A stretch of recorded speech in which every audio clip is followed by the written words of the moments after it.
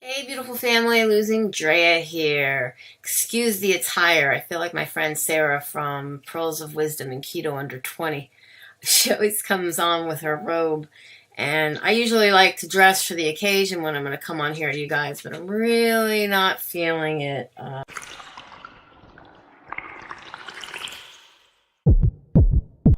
Just kind of in a house dress, and I was cold, and this is like really, really warm, and I hardly ever wear it, so I put it on. Figured, what the hey, right? Anyways, trying to keep as good a spirits as I can. I want to thank everybody who's reaching out to me through email, Facebook, here on YouTube, in the comment sections below of the latest video that I posted, where I put that I had persistent pain after having gallbladder removal surgery. And this pretty much is just a continuing update. I'm going to try to keep more videos coming to you guys, even though I'm sorry to say they're not going to be my normal, funny recipe videos. I mean, they might have some humor in here, but again, that's just me trying to do my best to deal with a very shitty situation. Like, let me not say putting that plainly, but there's just so much going on that, like, the way I'm being treated, I just feel like I'm not human. I don't matter. I'm not someone to like to take pills. I don't like to drink. I don't drink. I haven't done anything aside from these pain meds that I've been taking, except for when I had my tooth. I had 3 teeth pulled. I think it was in February. And then, of course, I had no choice but to take a few of them, but I still had some left over, thankfully, because Sunday I ran out of the pain meds that they gave me post-op from my gallbladder surgery.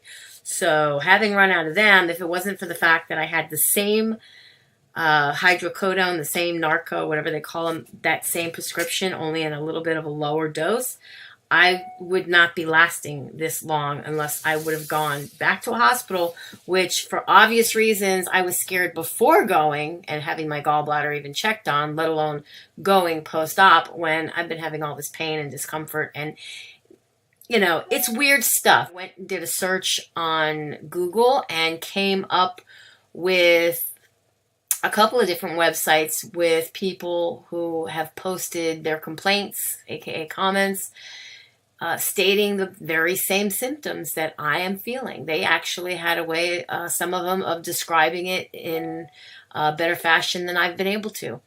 And some of these people, and a lot of these people, have experienced the same kind of constant nagging back pain, long, long way out from having gallbladder surgery. So when I say long way, I'm talking years. There's a lady that posted she had her gallbladder removed in 1970 and has dealt with the pain. I'm telling you guys, it has not been fun at all. And to read these comments and to read what sounds like myself speaking out, you know, to you guys, or speaking to the doctor, or speaking to the doctor's nurse, or trying to express how I'm feeling and tell my husband, because nobody seems to understand. You know, anybody that I've told, they've had their gallbladder removed and they didn't have issues. That what I'm feeling is something that, like, I had a surgery procedure performed before and this happened. So I can't say that because I've never felt like this before. I sleep for a couple hours at a time, if that, and then I'm up. And I'm up, and I'm up. And it seems like, you know, from what I'm reading, being up and not sleeping is causing me more problems, obviously. So, in any case, just why I did this video is it's easier to explain in a video than to type everything out and or to keep commenting and going back and forth. And, you know, if anybody wants to know what's going on, I'll just point them in the direction here on my channel and or just to this video, and they can hear for themselves what I'm going through. And it's not that I'm nagging and complaining, and I don't want anybody's sympathy, unless of course you're a medical professional and perhaps you know what I'm talking about. You know I'm not making things up, that I'm not just crazy. You know, don't tell me don't look on Google or don't look on the internet, because, you know, that's only going to scare me. I mean, yeah, I'm scared regardless. I'm in pain. So if I'm looking on Google and I'm trying to find out information, excuse me while I take a sip. I'm trying to find out information on what's going on with me. You know, in the same breath that I'm trying to find out this information, I don't even know what good it's going to do me, because these doctors don't want to listen. They don't seem to care. So basically was earlier, very early, 9 a.m. sharp, as soon as I knew the doctor's office was open, I gave the doctor's office a call. Now, this is the surgeon who performed my surgery Monday, April 23rd. Okay? Now, it'll be 2 weeks this coming week, and I needed to make an appointment with that doctor's office regardless, because he put on my discharge papers, follow up with surgeon 2 weeks post-op. Still haven't even made an appointment, but I've been on the phone with them for the better half of the morning with this girl named Julie. Now, Julie happens to be very nice. She just works there. And turns out she used to work for the doctor in that same building that my mom, that used to be her PCP, she calls the surgeon and tells him what's going on with me. Basically, what I was asking was, until I either go and see him, which was the initial plan, I was calling, make an appointment, and until I can go see him, and or the weekend goes by, is there any way he can call me in a script, the same one that was prescribed by the attending physician that was walking the floor the morning of the day after surgery when I was set to go home, because they prescribed me the hydrocodone. Now, that doctor there was not my surgeon, but it's his name is what's on my prescription. They only gave me 15 of those pills to take home. No refills, okay? 1 tablet by mouth every day as needed for moderate pain, 4 to 6, I guess 4 to 6, I don't know, that 4 to 6 hours or 4 to 6 days, I don't know, for up to 4 days max, daily amount of 4 tablets. So 4 tablets a day, there's 15 tablets, that's little shy of 4 days worth of meds. And you figure I got out of there on Tuesday, so Wednesday, Thursday, Friday, Saturday, I was out of meds, and I did not have nothing on Sunday. I totally went without pain meds of any kind and was in some pain.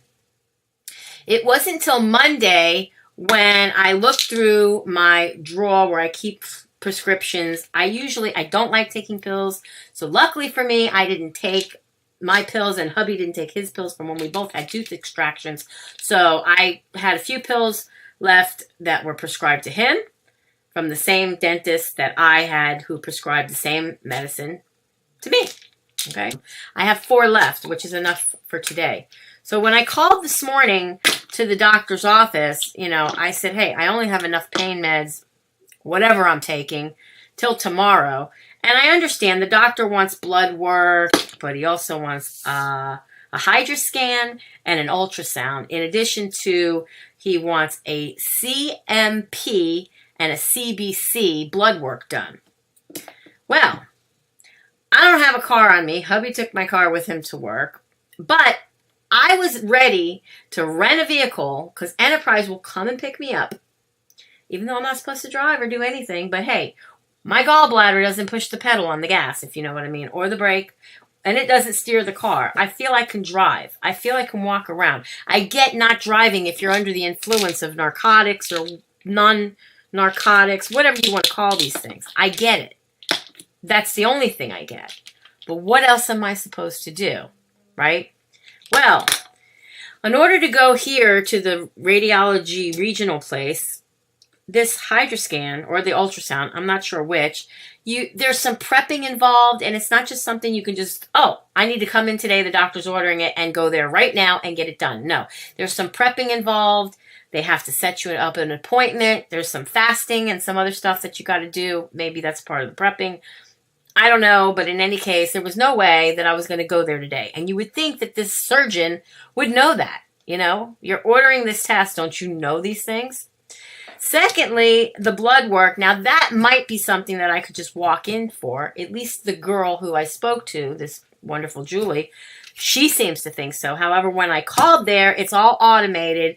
And at best, what I could make out was I cannot get an appointment until the earliest is Wednesday. This doctor is not willing to call me in anything. Nothing. For whatever I'm going through. And all I'm asking for is what has been working for me, what I'm okay with taking, and he won't do it. So he's willing to let me suffer in pain, just like I was right after surgery while in the hospital when them stupid, lazy beep beeps were not bringing me my meds and giving them to me when they were scheduled me.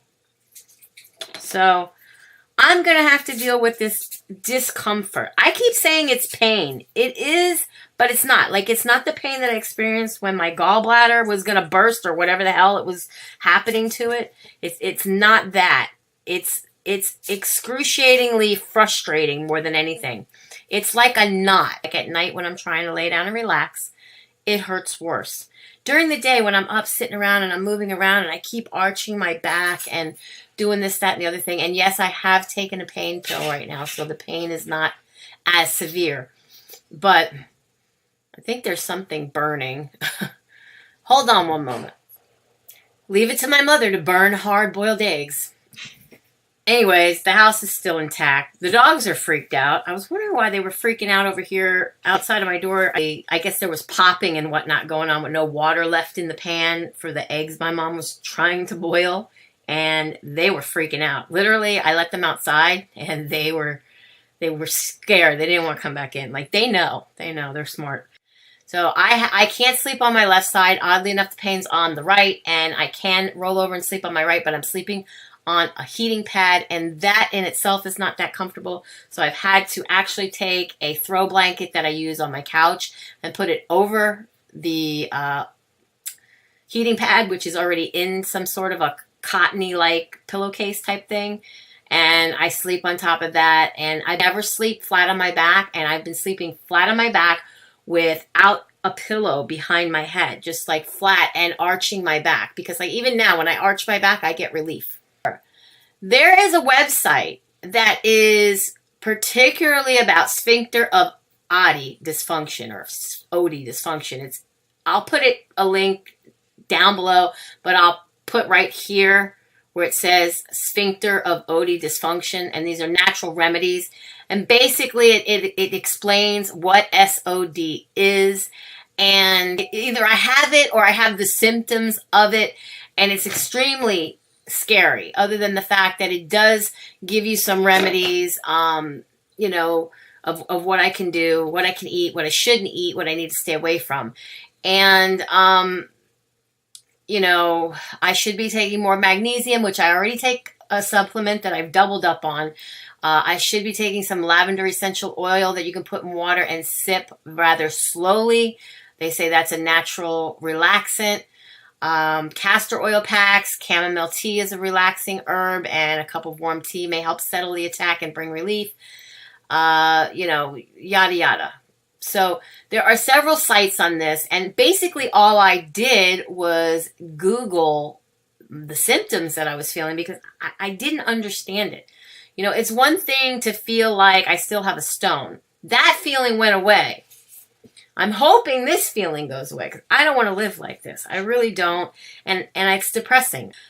I am so upset that I don't think I can live with this pain, and I need to get back to my normal everyday life. I need to get back to working. So this is the problems I'm having. It's stress on top of the fact that this happened to me, on top of my mom burning eggs in the kitchen, and my whole house stinks like this weird rotten shell, eggy kind of smell. I don't know if you've ever burnt hard-boiled eggs, but that's what my house smells like right now. And all I want to do is just go lay down, play a couple of games of Candy Crush on my cell phone, and go to sleep and wait for my husband to come home so that he can aggravate me further.